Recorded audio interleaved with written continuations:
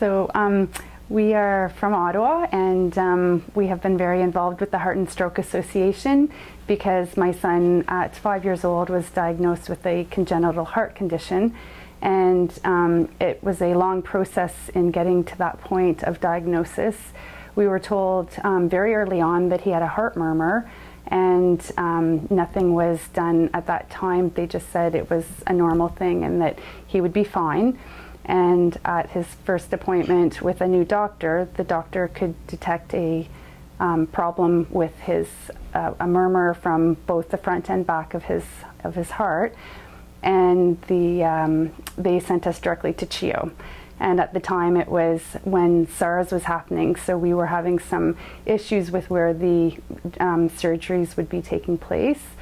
The Heart and Stroke played a huge role for us in helping us with learning about eating properly and education about heart and stroke, and some of the things that would be coming in terms of how to do things with the hospital and how to help our son through this very difficult situation. So we were very involved with CHEO at the time with several appointments, and Ben was, they weren't really sure what's going on because his EKG came out fine, and so they sort of backed off a little bit. And then we ended up they diagnosed that his blood pressure was right off the charts. And once again, the Heart and Stroke explained to us what this high blood pressure was doing and what it was causing. And at the time, they put Benjamin on medication for blood pressure. And then they realized that the blood pressure in the upper body was very high and the blood pressure in the lower body was extremely low. So he was very high for what an adult would be considered 165 over 100, but his lower body wasn't getting, pardon me, any of the blood pressure, and it was 60 over 30.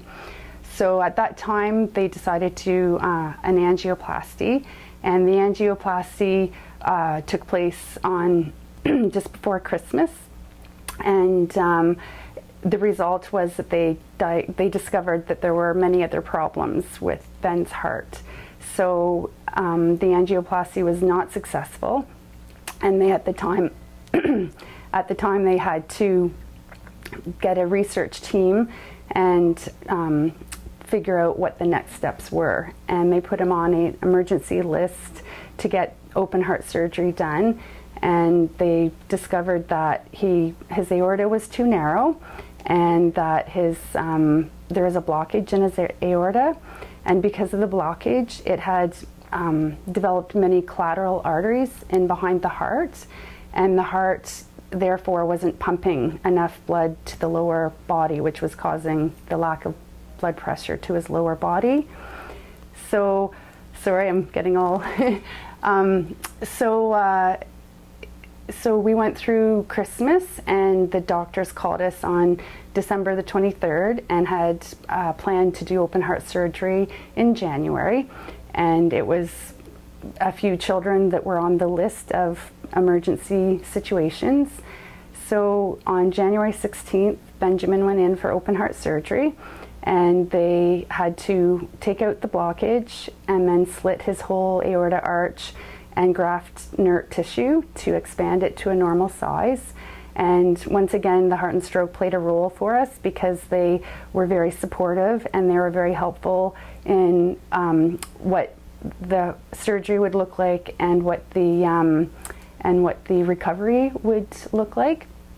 And Benjamin and I are just very happy that everything was successful, and our family is very fortunate because Ben was a very high-risk case. And so we're just very thankful that everything worked out. My name is Leslie Edwardson. My name is Benjamin Tunnell. And we are living proof that donating to HealthPartners works.